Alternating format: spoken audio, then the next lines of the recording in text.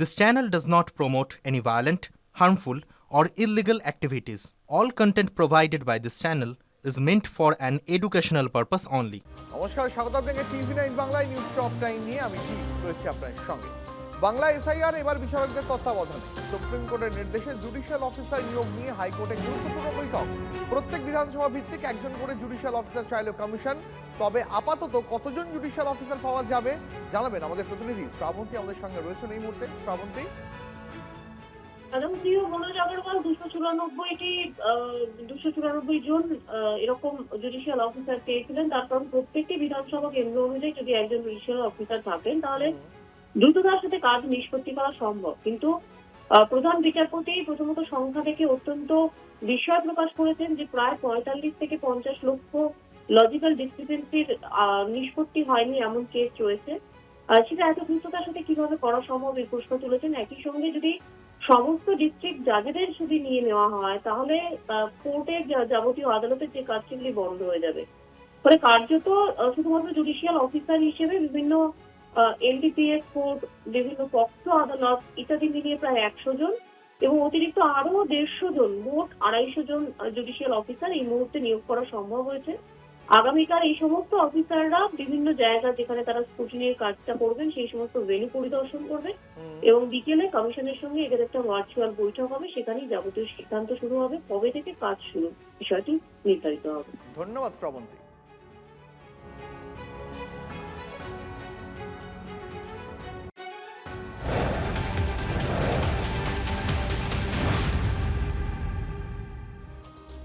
সোমবার থেকেই নথি যাচাই এবং নিষ্পত্তি হবে আশাবাদী কমিশন। কাল লজিক্যাল ডিসক্রিপেন্সির পরিসংখ্যান দেবে কমিশন। বেলা 12টার মধ্যে বিধানসভা এবং জেলাভিত্তিক তালিকা পাঠাবে কমিশন। তালিকায় 45 লক্ষেরও বেশি ভোটারের নাম থাকতে পারে। এই ভোটারদের অযোগ্য বলে মনে করছে কমিশন। এই ভোটারদের নথিতে বিভিন্ন গড়মিল, অস্পষ্টতা মিলেছে এমনটাই খবর কমিশন সূত্রে।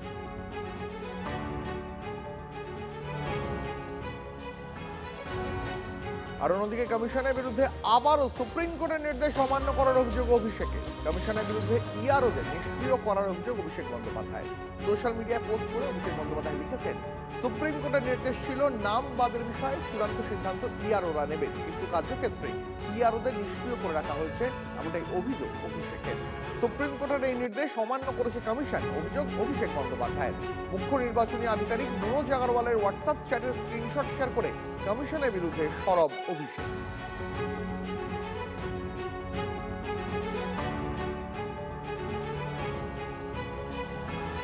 ভোট ঘোষণার আগেই বাংলায় কেন্দ্রীয় বাহিনী। মার্চের শুরুতেই রাজ্যে 480 কোম্পানি কেন্দ্রীয় বাহিনী। 28 ফেব্রুয়ারি চূড়ান্ত ভোটার তালিকা প্রকাশ, তারপরেই রাজ্যে চলে আসছে বাহিনী।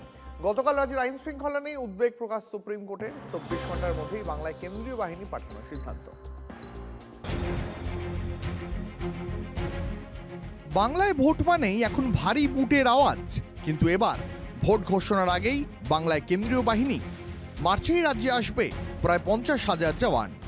এই কেন্দ্রীয় বাহিনী কিভাবে কাজ করবে, মানে এখানে এই যে 480 দেখা যাক। এটা তো এখানে লেখা আছে কি ডিজি সঙ্গে কথা করবে, স্টেট যে অবজারভার আছে ওনার সঙ্গে কথা করবে, সবাই সঙ্গে কথা করবে, অর্ডার মধ্যে লেখা আছে। সূত্রের খবর, মার্চের শুরুতেই রাজ্যে 480 কোম্পানি কেন্দ্রীয় বাহিনী। মার্চের 1 ও 10 তারিখ দু দফায় বাংলায় আসবে। সূত্রের খবর, সিআরপিএফ আসছে 230 কোম্পানি, বিএসএফ আসছে 120 কোম্পানি, সিআইএসএফ থাকছে 37 কোম্পানি, 47 কোম্পানি আইটিবিপির জওয়ান থাকবেন, আর এসএসবি আসছে 46 কোম্পানি। এরা আসতে পারে, কিন্তু তাকে গ্রামে গঞ্জে নিয়ে ঘোরানো হবে কিনা সেটা পুরোপুরি রাজ্য সরকারের উপর নির্ভর করবে, লোকাল থানাগুলোর উপর নির্ভর করবে। নির্বাচন কমিশন চাইলেই নির্বাচন ঘোষণা না করে কিছু করতে পারেন বলে আমার অন্তত পক্ষে মনে হয়। এসআইআর আবহে বাংলার আইন শৃঙ্খলা পরিস্থিতি নিয়ে শুক্রবারই উদ্বেগ প্রকাশ করেছেন সুপ্রিম কোর্টের প্রধান বিচারপতি। বলেছেন, নির্বাচন কমিশন এবং রাজ্যের মধ্যে দুর্ভাগ্যজনকভাবে দোষারোপের পালা চলছে। আইন শৃঙ্খলা পরিস্থিতি নিয়ন্ত্রণে না এলে ডিজিকে চরম পরিণতির মুখোমুখি হতে হবে। তার 24 ঘন্টার মধ্যেই বাংলায় কেন্দ্রীয় বাহিনী পাঠানোর সিদ্ধান্ত নিয়েছে নির্বাচন কমিশন। ভোটের নিশ্চয়তা প্রতিটি মানুষের, এটা নির্বাচন কমিশনের কাজ। সেই মর্মে কি নির্বাচন কমিশন কেন্দ্রীয় বাহিনীকে ব্যবহার করতে পারবে, নাকি কেন্দ্রীয় বাহিনীর অযোগ্যতা আরেকবার নতুন করে স্পষ্ট হবে? ভরসা নেই মানুষ। যুদ্ধ হবে একটা বাংলায়, আর কি হবে এই দেখি। আমরা চাইবো যে মানুষ নিশ্চিন্তে নিরাপদে নির্বিঘ্নে ভোট দিতে পারবে, বাকি আমাদের কোনো কনসার্ন নেই। 28শে ফেব্রুয়ারি বাংলা চূড়ান্ত ভোটার তালিকা প্রকাশ হওয়ার কথা, আর তার পরদিন থেকেই কেন্দ্রীয় বাহিনী মোতায়েন শুরু হয়ে যাচ্ছে। ভোট তো বাহিনী দেবে না, আপনি কেন্দ্রীয় বাহিনী আনুন। আপনি কদিন আগে রাশিয়া ইউক্রেনের যুদ্ধ হয়েছে, সেখান থেকে বাহিনী আনুন। আমার মনে হয় সবচেয়ে ভালো বাহিনী আনা যাবে নরেন্দ্র মোদীকে, অমিত শাহকে কেউ বুদ্ধিটা দিক। ডোনাল্ড ট্রাম্প, ওই যে মাই ফ্রেন্ড ডোনাল্ড ট্রাম্প বলেছিল ট্রাম্পের কাছে বাহিনী চাক, রাষ্ট্রপুঞ্জে শান্তিরক্ষা বাহিনী আনতে পারে। ভোট দেবে বাংলার মানুষ, ভোটে জিতবেন মমতা বন্দ্যোপাধ্যায়। আমরা কি করেছি জানি, কিন্তু আমরা অনেক অভিজ্ঞতা 19, 21, 24 থেকে অভিজ্ঞতা নিই। ভারতীয় জনতা পার্টি যে ধরনের পরামর্শ দাবি করার দরকার ইলেকশন কমিশনকে, গোটা ইলেকশনের মডেল কোড অফ কন্ডাক্ট চালু না হলে আমাদের পক্ষ থেকে আমাদের কি কি দাবি, কি কি বিষয় রয়েছে, আমরা এখন ফাইনাল ভোটার লিস্টের অপেক্ষায় আছি। 2021 সালের বিধানসভা নির্বাচনে বাংলায় প্রায় 1100 কোম্পানি কেন্দ্রীয় বাহিনী মোতায়েন করা হয়েছিল। ভোট হয়েছিল 8 দফায়। আর এবারের নির্বাচনে ভোট ঘোষণার আগেই চলে আসছে 480 কোম্পানি কেন্দ্রীয় বাহিনী। তাহলে কি গতবারের থেকেও কেন্দ্রীয় বাহিনীর সংখ্যা আরও বাড়বে? ভোটই বা হবে কত দফায়? শ্রাবন্তী সাহার রিপোর্ট, TV9 বাংলা।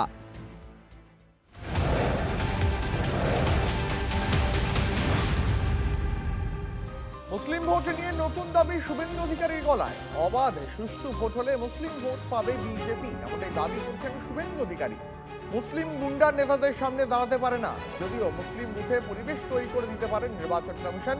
বিজেপির মুসলিম ভোট তাহলে বাড়বে, গরিব মুসলিমরা তৃণমূলের বিরুদ্ধে ভোট দেবে, এমনটাই দাবি করেছেন বিরোধী দলনেতা শুভেন্দু অধিকারী। মুসলিম নেতারা আছেন, তারা এত অর্থ করেছেন, এত গুন্ডা, সেই সব লোকেদের সামনে দাঁড়াতে পারেন।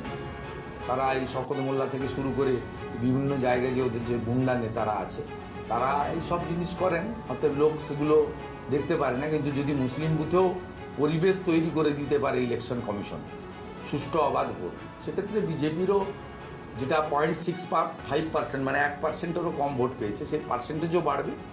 এবং মুসলিমদের অনেকেই, গরিব মুসলমানরা, তারা কিন্তু বিরুদ্ধে ভোট দেবে। তৃণমূল কংগ্রেস মুখপাত্র অরূপ চক্রবর্তী রয়েছেন আমাদের সঙ্গে টেলিফোন লাইনে। অরূপদা, আপনি শুনলেন শুভেন্দু অধিকারীর বক্তব্য। তিনি বলছেন অবাধে সুষ্ঠু ভোট হলে মুসলিম ভোট পাবে বিজেপি, শুধু তাই নয়, গরিব মুসলিমরা তৃণমূলের থেকে মুখ ফিরিয়ে নেবে, দাবি করছেন শুভেন্দু। শুভেন্দুর কোনটা মুখ, কোনটা মুখোশ, কোনটা আজকে বলে, কোনটা কালকে বলে, ও তো নিজেই গুলিয়ে যায়। কদিন আগে কি বলেছিল? মুসলমানদের ভোট আমরা চাই না। কদিন আগে আপনাদের চ্যানেল দেখিয়েছে, কদিন আগে বলেছে রাষ্ট্রবাদী মুসলমান বলে কিছু হয় না। কদিন আগে বলেছে মুসলিম বিধায়কদের নাকি চ্যাংদোলা করে বের করবে। কদিন আগে যারা বলেছে মুসলমানরা রাষ্ট্রবাদী হয় না, মুসলমানদের ভোট চাই না, আজকে কি বিলম্বিত বোধ হয়? নাকি আজকে মুসলমানরা রোহিঙ্গা অনুপ্রবেশকারী নয়? কোনটা? আমরা তো বরাবর বলেছি বিজেপি মানেই ধর্মীয় ঘৃণার চাষ। আমরা চাই এই সাম্প্রদায়িক নরকের কীটগুলো যেরকম ওপার বাংলায় জামাত পরাজিত হয়েছে, এপার বাংলায় হিন্দু মৌলবাদী শক্তি বিজেপি ব্যাপকভাবে পরাজিত হোক। এবং সেই শক্তির মূল মুখ হচ্ছে শুভেন্দু অধিকারী। ও যতই কথা বলুক, ও যে কথা গতদিন বলেছে আজকে সেই কথাকে কন্ট্রাডিক্ট করছে। তাই ওর কথার আর কোনো গুরুত্ব নেই, বিজেপি গুরুত্ব দিচ্ছে না। 4 নম্বর সারিতে, 5 নম্বর সারিতে পাঠিয়ে দিয়েছে শুভেন্দু অধিকারীকে। ধন্যবাদ আপনাকে প্রতিক্রিয়ার জন্য।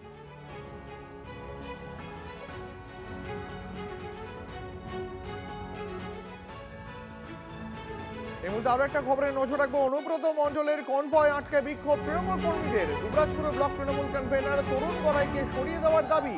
দুবরাজপুর পানাগড় রাজ্য সড়কের জয়দেব মোড়ের কাছে অনুব্রত মণ্ডলকে ঘিরে স্লোগান।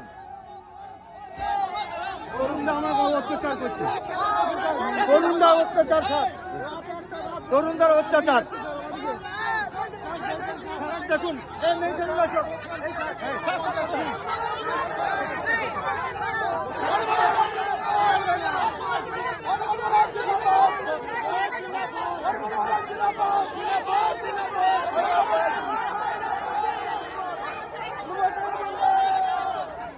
যে ছবি আপনাদের দেখাচ্ছি, অনুব্রত মণ্ডলের কনভয় আটকে বিক্ষোভ তৃণমূল কর্মীদের। আমাদের প্রতিনিধি হিমাদ্রি আমাদের সঙ্গে রয়েছেন এই মুহূর্তে টেলিফোনে।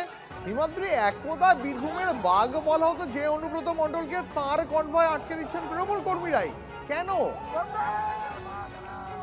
দেখো, অনুব্রত মণ্ডল যখন একটি কর্মসূচিতে যোগ দেওয়ার জন্য দুবরাজপুরের দিকে আসছিলেন, ঠিক সেই সময় জয়দেব মোড়ের কাছে তৃণমূলেরই কর্মীরা, অনুব্রত মণ্ডলেরই অনুগামীরা তার কনভয় আটকায় এবং বিক্ষোভ দেখায়। কারণ দুবরাজপুরের যিনি ব্লক তৃণমূল কংগ্রেসের কনভেনার রয়েছেন তরুণ গোড়াই, তিনি বিভিন্ন জায়গায় দুর্নীতি করছেন, মহিলাদের অশ্লীল আচরণ করছেন, এই ধরনের একাধিক দাবি তুলেছেন এবং তার জন্য তাকে সরানোর দাবিকে সামনে রেখে দাদা তরুণ গোড়াইকে সরিয়ে দিন, এই দাবিকে সামনে রেখে বিক্ষোভ দেখাতে শুরু করেন। পরবর্তী ক্ষেত্রে তার দেহরক্ষীরা এসে কোনো ক্রমে কয়েক মিনিট পর সেখান থেকে অনুব্রত মণ্ডলের যে কনভয় সেখান থেকে বের করে নিয়ে যান। কিন্তু এই প্রথম হয়তো বীরভূম জেলার বুকে অনুব্রত মণ্ডলের গাড়ি আটকানোর সাহস দেখালো তারই দলের কর্মীরা এবং তারই অনুগামী তরুণ গোড়াইকে, অর্থাৎ তৃণমূলেরই এক কর্মী, তাকে সরানোর দাবিকে সামনে রেখে অনুব্রত মণ্ডলের সামনে।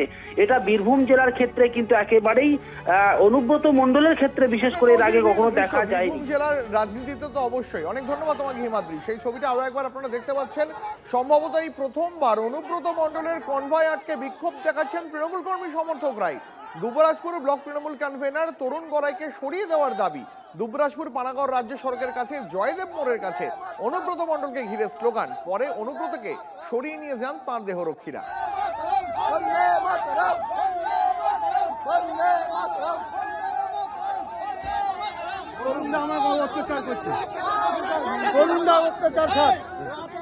তরুণদের অত্যাচার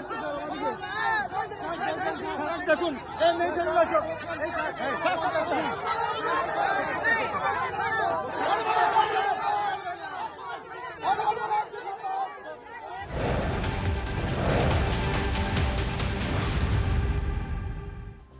ভাঙড়ের তৃণমূল নেতা খৈরুল ইসলামের উপরে হামলা। আইএসএফ এর বিরুদ্ধে হামলার অভিযোগ তৃণমূলের। আহত খৈরুল ইসলাম সহ মোট 4 জন। মাথা ফেটেছে খৈরুলের সঙ্গী সুরাবউদ্দিন মোল্লা, সিরাজুদ্দিন ইসলাম, মতিউর রহমান তাদের। খৈরুল ইসলামের গাড়ি ভাঙচুরের অভিযোগ উঠছে। আহতদের জিরানগাছা হাসপাতালে ভর্তি করা হয়। কোলেরহাট থানার পুলিশ দক্ষিণ গাজীপুরে হামলার অভিযোগ, আলো নিভিয়ে হামলার অভিযোগ। এলাকায় ব্যাপক উত্তেজনা। কোলেরহাট থানা পুলিশ ঘটনাস্থলে পৌঁছে পরিস্থিতি নিয়ন্ত্রণে আনে।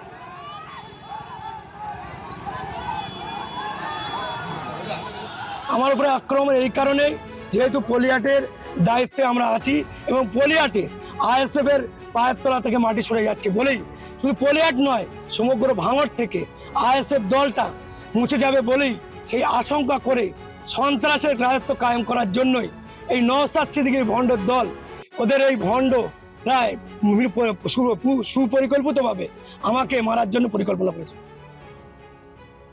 যখন মিটিং হচ্ছে মেন ফেলে দিয়ে চতুর্দিক থেকে সমাজ বিরোধীরা আমাদের কর্মীদের উপর আক্রমণ করে। মেন টার্গেট ছিল খয়রুল, যে ওকে যে কোনোভাবে মারতে হবে, তা না হলে ওই এলাকার জমিটা ওদের হাত থেকে দিনের পর দিন সরে যাচ্ছে।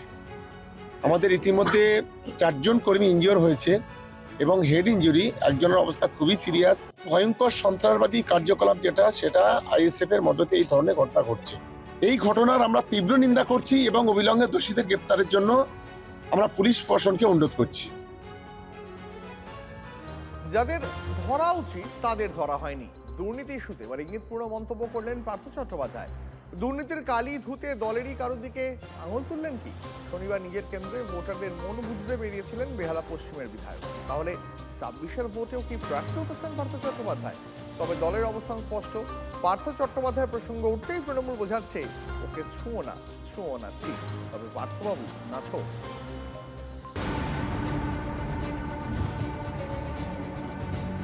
গাড়িতে করেও যদি অফিসে না বসতে পারি, একটা চক্কর 10টা ওয়ার্ডে।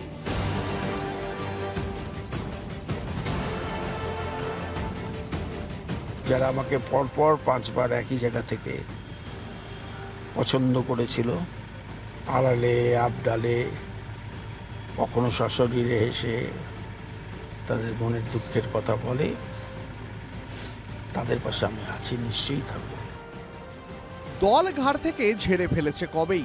জামিন পেলেও তৃণমূলে এখনো অচ্ছুত একদা দলের মহাসচিব। ভোটের আগে জল মাপতে তাই পার্থ চট্টোপাধ্যায় জনতার দরবারে বেহালা পশ্চিমে। এখন তো সব খালি সাংবাদিক আর এই জোনাকত লোক দাঁড়িয়ে আছে। নিয়োগ কেলেঙ্কারিতে পথে বসতে হয়েছে যোগ্য চাকরির প্রার্থীদের। আর এখন ভোটের আগে যুবসাথী প্রকল্পে নাম নথিভুক্তির কাজ। ভাতা না কর্মসংস্থান, রোজ রোজ প্রশ্নটা তুলছে বিরোধীরা। কোনটা চান প্রাক্তন শিক্ষামন্ত্রী? ভাতাটা একটা অন্য মাত্রার, কিন্তু কর্মসংস্থানটা সবচেয়ে আগে। জেল ফেরত প্রাক্তন শিক্ষামন্ত্রীর মুখে কর্মসংস্থান, পাল্টা চড়াসুর বিরোধীদের মুখে। চোরের মুখে দিদির নাম শুনতেন, এখন চোরের মুখে রামের নাম শুনছেন। হয়তো হৃদয় পরিবর্তন হয়েছে, কিংবা টিকিট পাওয়ার সম্ভাবনা কমে গেছে। বছরে বছর এসএসসি করেননি, টেট করেননি, চাকরির 12টা বাজিয়ে দিয়ে এখন বলছেন কর্মসংস্থানের প্রশ্ন। কিন্তু ভূতের মুখে রাম নাম, বরং যেটা উনি খেয়ে ফেলেছেন আজকে সেই কথাটা বলে উনি কি প্রমাণ করতে যাচ্ছেন? এটা নিজে 26,000 লোকের চাকরি খেয়ে ঢেকুর দলি নিয়ে এত মেদ জমিয়েছে, তারা বলছে ভাতা নয় চাকরি দিতে হবে। বিরোধীরা যাই বলুন, পার্থবাবুর মুখে মুখ্যমন্ত্রীর কথা। আবার আমাকে যারা ঢিল মারছে, কাদা মারছে, তারা ভেবে দেখুক যে সেই সময় কত লোকের মমতা ব্যানার্জির মুখ্যমন্ত্রীত্বে কর্মসংস্থান হয়েছে। দেখতে পাচ্ছেন কতটা লজ্জা ঘেন্নার মাথাকে আবার তার নিজের বিধানসভায় এসে এই ধরনের বুলি কপচায় যে কর্মসংস্থানের দরকার। নিজের বিধানসভায় গিয়ে পার্থবাবুর মুখে মুখ্যমন্ত্রীর কথা কেন? প্রার্থী হতে চান প্রাক্তন শিক্ষামন্ত্রী? সার্কামস্টেন্সিয়াল এভিডেন্স সেদিনকে পাওয়া গিয়েছিল খাটের তলার থেকে টাকার বান্ডিল। এটা তো সত্যি দলের জন্য ভালো বিজ্ঞাপন হয়নি। দলটাই, দলের নেতা, অত বড় নেতা হওয়া সত্ত্বেও রেয়াত করেনি, তাকে সমস্ত পদ থেকে সরিয়ে দিয়েছিল। টিকিট কে পাবে না পাবে সেটা তো তখন উঠবে যখন সেই ব্যক্তি দলের সঙ্গে সম্পৃক্ত থাকেন। পার্থ চট্টোপাধ্যায় নিয়ে তৃণমূলের অবস্থান স্পষ্ট, তবু নাছোড় বেহালা পশ্চিমের বিধায়ক। যাদের ধরা উচিত তাদের ধরছেন না। একটা স্বয়ংশাসিত সংস্থায় যদি কোথাও অনিয়ম হয়ে থাকে, নিশ্চয়ই তার শুদ্ধিকরণ দরকার। যাদের ধরা উচিত তাদের ধরা হয়নি, কাদের ধরা উচিত ইঙ্গিত কাদের দিকে করলেন পার্থ চট্টোপাধ্যায়? ভিতরে যখন ছিলেন, যখন তাকে ইন্টারোগেশন করা হয়েছিল, তখন যদি এই বাম্পারদের নামগুলো বলে আসতে পারতেন, মানে যারা বাম্পার বানিয়েছে আর কি, এই রাজ্যটাকে যারা বাম্পার রাজ্য বানিয়ে ছেড়েছেন, তাদের নামগুলো বলে আসতে পারলে ভালো হতো। কিন্তু মন্ত্রীকে যেভাবে আক্রমণ করা হলো, মনে হলো যেন একটা অন্য দলের মন্ত্রী, শাসক দল মন্ত্রী না। কেলেঙ্কারির কাদা ধুতে দলেরই কারো দিকে আঙুল তুললেন কি? Bureau report, TV9 Bangla.